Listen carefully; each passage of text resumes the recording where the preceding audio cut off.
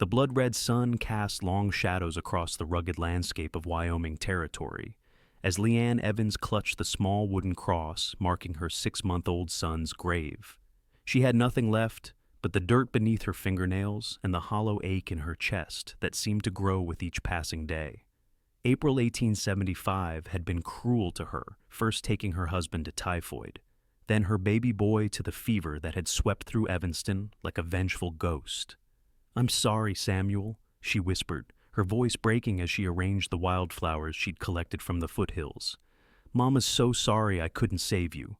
The wind whispered through the small cemetery on the outskirts of town, carrying dust and the distant lowing of cattle. Leanne didn't hear the approaching hoofbeats until they were nearly upon her, but she didn't turn. She had grown accustomed to being alone with her grief. "Madam?" The voice was deep, respectful. "Sun's getting low. Not safe for a lady to be out here alone." Leanne kept her eyes on the small grave. "I don't much care about safe anymore, mister." A shadow fell across the grave as the stranger dismounted. He removed his hat and stood beside her, silent for a long moment before he spoke again. "Samuel Evans," he read from the crude marker. "October 1874 to April 1875. "My son," Leanne said, the words barely audible. The man knelt beside her, placing his weathered hat on his knee. "He'll never be forgotten here." Something in his tone made Leanne look up. The stranger's face was tanned and lined, with kind eyes that seemed to understand more than they should. He wasn't from Evanston, she would have remembered him. "You didn't know my son," she said. "No, madam, but I know loss." He gazed at the small grave. "And I know this land remembers its own." Leanne studied him, his worn denim, the dust of the trail on his boots, the gun at his hip that looked like it had seen use but wasn't there for show. A cowboy passing through, she guessed, like so many others. "Name's Dawson Gray," he said, offering a calloused hand. "Riding with the cattle drive headed north." Leanne hesitated before taking his hand. "Leanne Evans." "Mrs. Evans," he acknowledged with a nod. "I don't mean to intrude on your grief, but nightfall's coming, and there's been talk of Sioux breaking off the reservation. Let me escort you back to town." Leanne looked at her son's grave one last time. "I come here every day," she said, as if explaining something important. "And you'll come again tomorrow," Dawson replied gently. But right now, Samuel would want his mama safe. The mention of what her baby might want broke something in Leanne. She nodded, unable to speak through the fresh wave of tears. Dawson helped her to her feet and led her to his horse, a sturdy chestnut gelding that stood patiently in the fading light. "Can you ride, Mrs. Evans?" he asked. "Yes," she said, finding her voice. "My father raised horses in Kentucky before we came west." Dawson lifted her onto the saddle before mounting behind her. The nearness of another human being, the first real contact she'd had since the funerals, made Leanne stiffen momentarily before the simple human comfort of it caused her shoulders to relax slightly. They rode in silence, the horse's steady gait rocking them gently as the town came into view. Evanston was small but growing, perched on the Union Pacific line, with the promise of prosperity that came with the railroad. For Leanne, it had once represented hope, then became a place of heartbreak. "Where can I take you, Mrs. Evans?" Dawson asked as they reached the first buildings. "The millinery shop on Front Street," she replied. "I work and board there." As they approached the shop, Dawson dismounted and helped Leanne down. Mrs. Holloway, the milliner, appeared in the doorway, her face a mixture of relief and disapproval. "Leanne, I was about to send Teddy to look for you," she chided, then eyed Dawson suspiciously. "Who's this?" "Dawson Gray, madam," he said, touching the brim of his hat. "Just making sure Mrs. Evans got home safely." "Mrs.?" B. Holloway's expression softened slightly. "Well, that's decent of you, Mr. Gray. Leanne, come inside now. You've missed supper, but I saved you a plate." Leanne turned to Dawson. "Thank you," she said simply. He nodded, replacing his hat. "Take care, Mrs. Evans." She watched him mount his horse and ride toward the saloon before following Mrs. Holloway inside. The older woman fussed over her, reheating stew and cutting thick slices of bread, while Leanne sat at the kitchen table, her mind still at the cemetery. "That cowboy," Mrs. Holloway said, placing the food in front of Leanne. He's with the Rutledge outfit passing through. They're camped outside town for a few days to rest the herd before pushing on to Montana. Leanne nodded absently, moving the stew around her bowl without eating. You need to eat, child, Mrs. Holloway said gently. Fading away won't bring them back. I know, Leanne whispered, but the food tasted like dust, and each bite was an effort. After forcing down enough to satisfy Mrs. Holloway, she retired to her small room above the shop, where she lay awake staring at the ceiling, the cowboy's words echoing in her mind. He'll never be forgotten here. Morning came too soon, sunlight streaming through the thin curtains. Leanne rose mechanically, washing her face and pinning her dark hair into a neat bun before donning her work dress. The routine of the millinery shop awaited customers to serve, hats to trim, deliveries to make. Mrs. Holloway had been kind to give her work and a place to stay when Thomas died, leaving her with a baby and no means to support them. And then Samuel. Leanne closed her eyes against the memory of her baby's fevered body, his struggles to breathe, the terrible stillness that followed. The bell above the shop door jangled as Leanne descended the stairs. She expected Mrs. Holloway's first customer of the day, but instead found Dawson Gray standing awkwardly among the display of ladies' hats, his own hat in his hands. Mr. Gray, she said, surprise evident in her voice. Mrs. Evans. He nodded. I hope I'm not intruding. Not at all. Mrs. Holloway is in the back room. Did you need to purchase something? She couldn't imagine what a cowboy would want in a millinery shop. Dawson cleared his throat. Actually, I came to ask if you'd allow me to accompany you to the cemetery today. That is, if you're going. The unexpected request caught Leanne off guard. Why would you want to do that? Where I come from, no one should bear grief alone, he said simply. Before Leanne could respond, Mrs. Holloway emerged from the back room, her eyebrows rising at the sight of Dawson. Mr. Gray, isn't it? She said. What brings you to my shop this morning? Just paying respects to Mrs. Evans, he replied. I'll be on my way. Actually, Leanne found herself saying, Mr. Gray has offered to escort me to the cemetery this evening, if that's acceptable, Mrs. Holloway. The older woman studied them both. I suppose that would be proper enough, but be back before dark, Leanne. Dawson nodded. I'll return at closing time then, Mrs. Evans. After he left, Mrs. Holloway gave Leanne a questioning look. You barely know that man. He was kind to me yesterday, Leanne said, and I don't know why, but I feel I can trust him. Mrs. Holloway sighed. Just be careful, dear. Your heart's been through enough. The day passed slowly, with Leanne's thoughts drifting repeatedly to the cowboy. There was something in his manner, a gentleness beneath the rugged exterior that resonated with her. She found herself watching the clock as closing time approached. True to his word, Dawson appeared just as Leanne was locking the shop door. He had a small bundle of wildflowers in his hand. Thought Samuel might like these, he said, offering them to Leanne. Found them by the creek this morning. The gesture brought unexpected tears to Leanne's eyes. Thank you, she managed. That's very kind. They walked in companionable silence toward the cemetery, the setting sun painting the western sky in brilliant oranges and purples. When they reached Samuel's grave, Leanne arranged the wildflowers carefully beside her own offering from the previous day. He was just 6 months old, she said after a while. Too young to have seen much of the world. Too young for anything. Dawson stood respectfully beside her. Was he your only child? Yes. Leanne traced the letters of Samuel's name on the wooden cross. Thomas, my husband, and I tried for years. The doctors in Louisville said I might never have children. Samuel was our miracle. Her voice broke on the last word. And your husband? Dawson asked gently. Typhoid took him in March. He's buried just there. She pointed to a larger grave nearby. Samuel followed him a month later. The fever went through half the town. I'm sorry, Dawson said. And the simple words held such sincerity that Leanne felt some of her carefully constructed walls begin to crumble. Sometimes I think it would have been easier if I'd gone with them, she admitted. What purpose do I have now? Dawson was quiet for a long moment. My ma used to say that as long as we draw breath, the good Lord has work for us to do. And do you believe that? Leanne asked. I try to, he replied. Some days are harder than others. Something in his tone made Leanne look up at him. "You've lost someone too." Dawson nodded, his eyes on the horizon. "My wife and daughter. 5 years ago now. Comanche raid on our homestead in the Texas Panhandle. I was away hunting."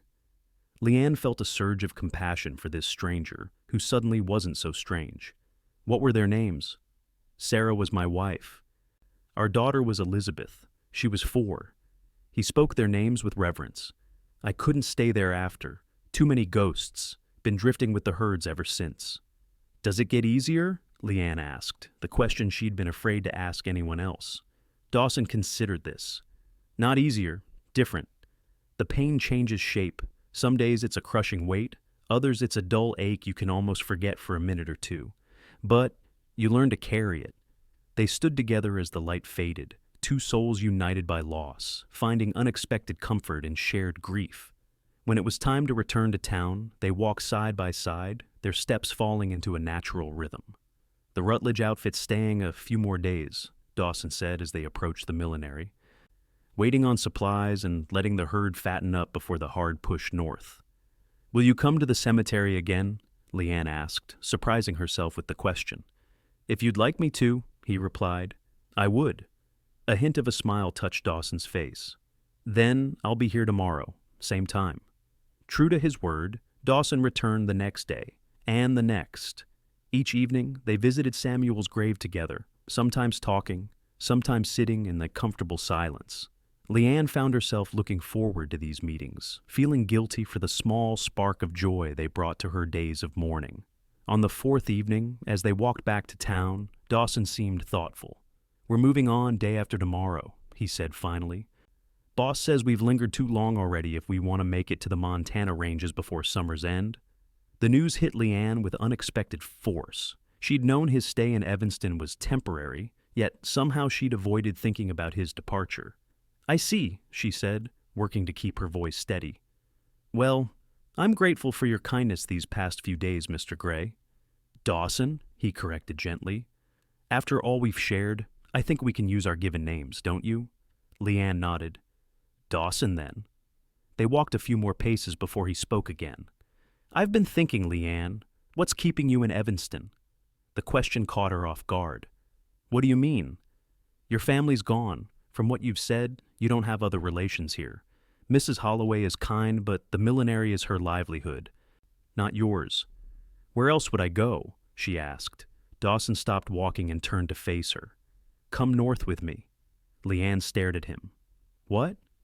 "The trail boss's wife is traveling with us. You wouldn't be the only woman. And there's work at the ranch in Montana, cooking, sewing, whatever suits you. It would be a new start. But Samuel..."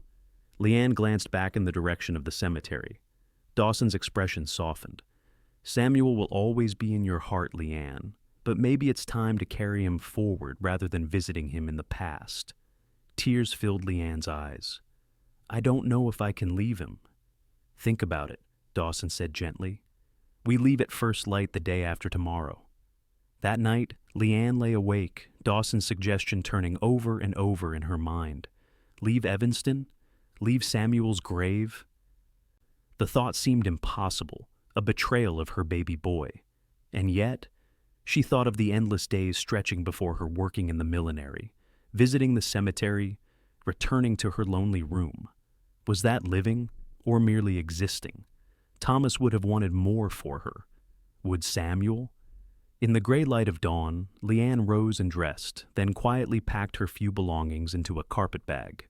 She wrote a note to Mrs. Holloway, explaining her decision and expressing her gratitude, leaving it propped against the teapot, where the older woman would find it when she came down for breakfast. Then, before she could change her mind, Leanne slipped out of the shop and made her way to the cemetery. The morning mist hung low over the graves as she knelt beside Samuel's marker. "I don't know if this is right," she whispered, "but I think I need to try to live again, my sweet boy. I'll carry you with me always." She pressed her lips to her fingers, then touched them to the wooden cross. From her pocket, she withdrew a small wooden rattle, one of the few keepsakes she had of her son, and buried it shallowly beside the grave. "A piece of me will always be with you," she promised. The sun was just cresting the eastern hills when Leanne reached the cattle camp outside town. Cowboys were already breaking camp, loading wagons, and readying the herd for the day's drive. She hesitated at the edge of the activity, suddenly uncertain. "Leanne," she turned to find Dawson approaching, leading his chestnut gelding. His expression was a mixture of surprise and hope. "You came," he said. "If the offer still stands," she replied, her voice steady despite her racing heart.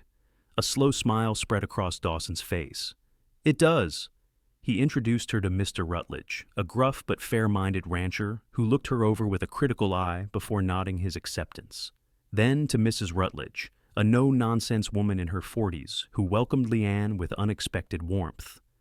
"Lord knows we could use another woman's company on this God-forsaken journey," she said, making room for Leanne in the supply wagon she rode in.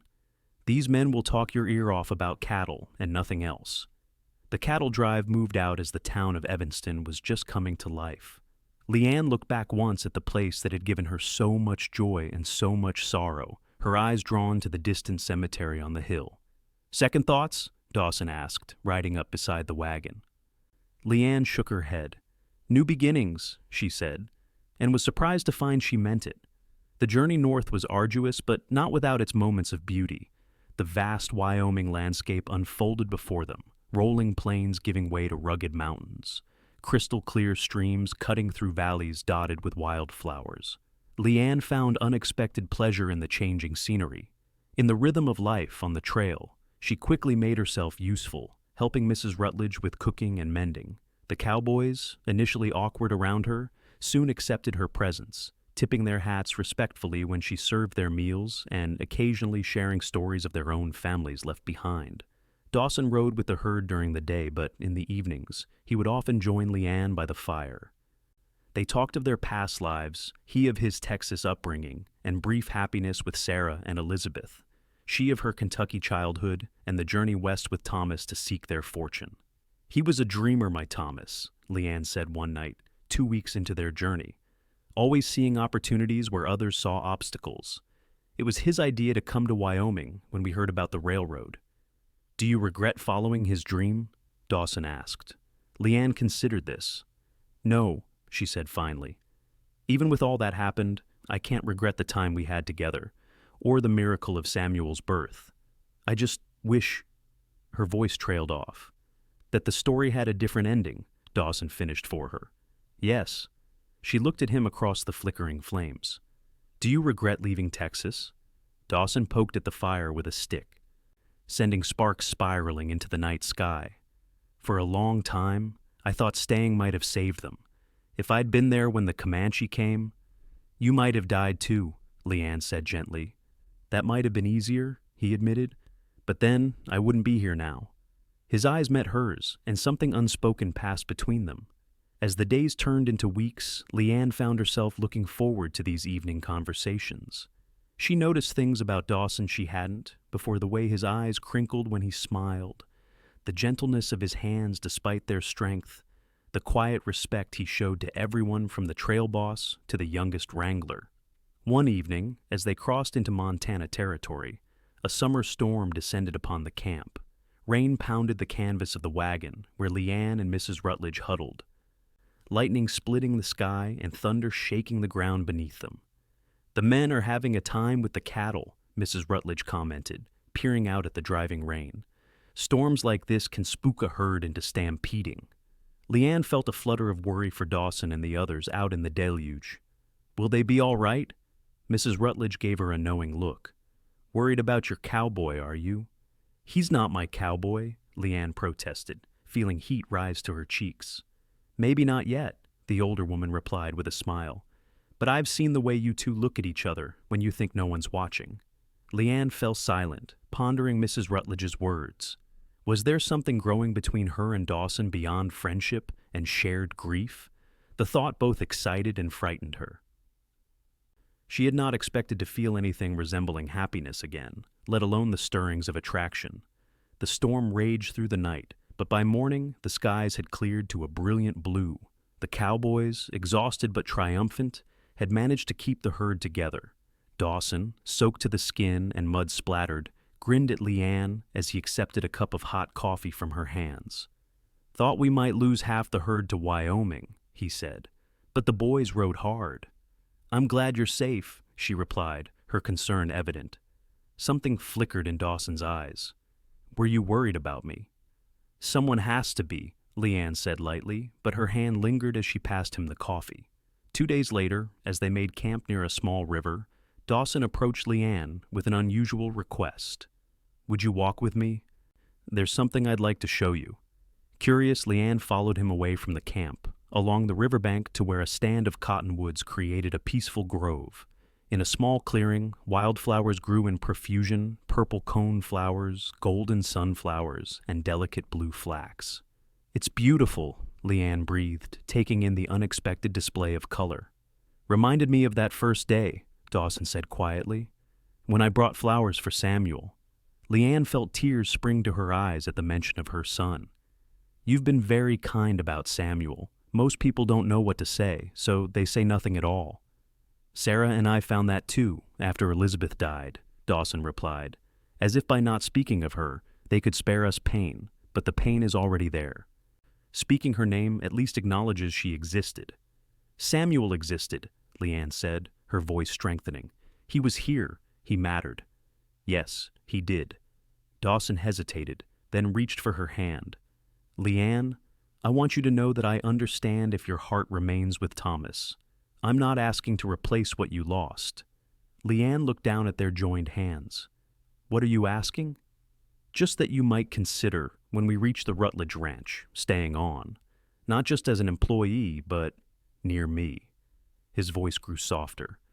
"I've grown fond of you, Leanne, fonder than I expected to be of anyone again." The admission hung in the air between them, honest and vulnerable. Leanne felt her heart beating rapidly in her chest. "I've grown fond of you too, Dawson," she admitted, "but I'm afraid to care for someone again, knowing how easily they can be taken away." Dawson nodded, understanding in his eyes. "That fear doesn't go away. I still wake in the night sometimes, terrified that I'll lose everything again. But I'm beginning to think that the possibility of joy might be worth the risk of pain." Leanne looked up at him, this man who had walked beside her in grief, who understood her losses because he carried his own. "Perhaps you're right." They returned to camp hand in hand, a tentative new understanding between them. That night, as Leanne lay in her bedroll, listening to the sounds of the prairie night, she realized that for the first time since Samuel's death, she was looking forward rather than backward. The Rutledge Ranch came into view on a clear September morning. A sprawling operation nestled in a verdant valley, with mountains rising in the distance. Log buildings clustered around a main house, corrals and barns extending outward, evidence of a prosperous enterprise. "Welcome to your new home, Miss Evans," Mr. Rutledge announced as they approached. "Such as it is. Not as civilized as Evanston, I reckon, but we make do." "It's lovely," Leanne said sincerely, taking in the rugged beauty of the landscape. The next few weeks were a whirlwind of activity as the ranch returned to its normal rhythms after the cattle drive. Leanne settled into a small cabin near the main house, helping Mrs. Rutledge with household duties and quickly earning her place in the ranch hierarchy. Dawson, now working as one of the Rutledge's top hands, sought her out whenever his duties allowed. Their relationship grew slowly, tentatively, both of them still carrying the wounds of their past losses, but increasingly willing to risk their hearts again. One crisp October evening, exactly 1 year after Samuel's birth, Dawson found Leanne sitting on the porch of her cabin, a small candle burning beside her. "May I?" he asked, gesturing to the empty chair beside her. Leanne nodded, her eyes on the candle flame. "I wanted to mark the day somehow," she explained. "If we were in Evanston, I'd be bringing flowers to his grave." "It's a good way to remember him," Dawson said, sitting beside her. After a moment, he added, "I have something for you." From his pocket, he withdrew a small wooden carving, a tiny rocking horse, expertly crafted with careful details. "I've been working on it whenever I could," he said, placing it in her hands. "Thought maybe you'd like something to remind you of him, something you can keep close." Leanne ran her fingers over the smooth wood, tears filling her eyes. "Dawson, it's beautiful. Thank you." I remember you saying he was just starting to sit up on his own before he got sick, Dawson continued. Figured he might have been ready for his first toy horse soon. The thoughtfulness of the gesture overwhelmed Leanne. That Dawson had not only remembered her son, but had created something to honor his memory touched her deeply. No one has ever understood, she whispered. Not like you do. Dawson took her hand, his thumb tracing gentle circles on her palm. Leanne, I can't promise that life won't bring more sorrow, but I can promise that whatever comes, you won't face it alone if you'll have me beside you.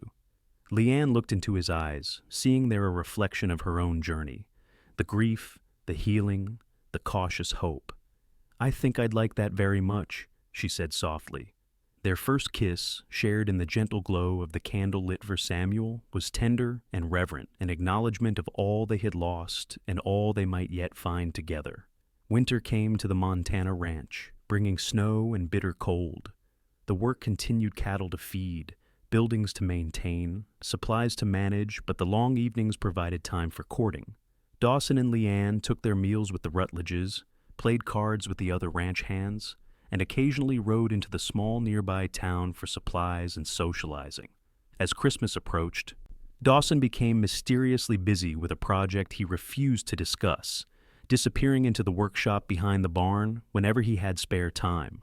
Leanne, intrigued but patient, focused on helping Mrs. Rutledge prepare the holiday feast and making small gifts for the ranch hands, knitted scarves and mittens to ward off the Montana chill. On Christmas Eve, after the festivities in the main house had wound down and most of the hands had retired to the bunkhouse, Dawson invited Leanne for a walk, despite the frigid temperature. I want to show you something, he said, his breath forming clouds in the cold night air. He led her to the workshop, opening the door with a flourish to reveal his secret project, a beautifully crafted rocking chair, the wood polished to a warm glow, with intricate carvings of wildflowers along the arms and back. Dawson, Leanne breathed, running her hand over the smooth wood. It's exquisite. It's for you, he said, watching her face, but also, it's for us. As Leanne looked at him questioningly, Dawson took her hands in his. I know it hasn't been that long, he said, his voice steady despite the emotion in his eyes. And I know we both carry ghosts with us. But I love you, Leanne Evans. I didn't think I'd ever love again after Sarah. But you've shown me that the heart has room for new love, alongside the memories of what's been lost. Leanne felt tears freezing on her cheeks in the cold air. I love you too, she whispered. I think I have for some time now. Dawson reached into his pocket and pulled out a small silver band. It's not fancy, he said apologetically, but if you'll marry me, I promise to cherish you all the days we're given. Leanne looked at the ring, then at the man holding it, this good, kind cowboy who had found her at her lowest point, and walked beside her as she found her way back to living. Yes, she said simply, I will marry you. They were wed in February 1876 in the Rutledges' living room, with the ranch hands and a few neighbors as witnesses. Leanne wore a new dress of deep blue wool, with a cameo that had belonged to her mother pinned at her throat. Dawson, uncomfortable but handsome in a new shirt and string tie, couldn't take his eyes off her as they spoke their vows before the traveling minister. I promise to honor your past as well as our future, Dawson added to the traditional words, a personal vow that brought tears to Leanne's eyes. And I promise to walk forward with you, while carrying those we've loved in our hearts, she responded. The celebration afterward was boisterous and joyful, with music from a fiddle and harmonica, dancing, and plenty of food and drink. When Dawson finally led his bride to their cabin, the one that had been Leanne's, now expanded and improved for their married life, they stood for a moment on the threshold. Mrs. Gray, Dawson said, a smile crinkling his eyes, welcome home. Spring came to Montana, bringing with it new life across the ranch. Calves were born, wildflowers emerged from the thawing ground, and Leanne discovered she was with child. She told Dawson one evening, as they sat on the porch of their cabin, watching the sunset paint the mountains gold and pink. Are you certain? He asked, his voice hushed with wonder and a trace of fear. Leanne nodded, her hand resting on her still flat stomach. The midwife in town confirmed it yesterday. The baby should come in late October. Dawson knelt before her chair, placing his hand over hers. "A baby," he whispered. Then, concern crossing his features, "Are you afraid? After Samuel?" "Yes," Leanne admitted. "But I'm hopeful too. This child will have both of us to love and protect them." Dawson pressed a kiss to her hand. "I'll do everything in my power to keep you both safe." The months passed, with Leanne's body changing to accommodate the new life growing within her. She worked alongside Mrs. Rutledge until her advancing pregnancy made certain tasks difficult, then focused on preparing for the baby's arrival, sewing tiny garments, knitting blankets, and transforming a corner of their cabin into a nursery. Dawson hovered anxiously, insisting on taking over her heavier chores and constantly checking that she was comfortable. His protective nature, while sometimes stifling, reassured Leanne. This child would have a father who would move mountains to keep them safe. As her due date approached, they spoke often of names, of hopes for their child, and sometimes of those who had gone before. One evening, as they sat by the fire, Dawson broached a subject they had danced around. "I've been thinking about names," he said carefully. "If it's a boy, would you want to name him Samuel?" Leanne looked into the flames, considering. "I've thought about that," she admitted. "Part of me wants to. But I think this child deserves their own name, their own identity. Samuel will always be my firstborn, but this baby is a new beginning." Dawson nodded, understanding in his eyes. "And if it's a girl, what about Elizabeth?" Leanne suggested gently. "After your daughter?" Emotion crossed Dawson's face. "You'd do that?" "She was important to you," Leanne said simply. "She's part of who you are." Dawson pulled her into his arms, his voice thick with feeling. "What did I do to deserve you?" The baby came on a clear, cold night in late October, after a long and difficult labor that had Dawson pacing outside the cabin while Mrs. Rutledge and the midwife attended Leanne. When at last the midwife opened the door and beckoned him inside, Dawson entered with trepidation. Leanne lay in their bed, exhausted but radiant, a small bundle cradled in her arms. "Come meet your son," she said softly. Dawson approached slowly, almost reverently, and gazed down at the tiny red face peering out from the blankets. "He's perfect," he whispered, reaching out a tentative finger to touch the baby's cheek. "Would you like to hold him?" Leanne asked.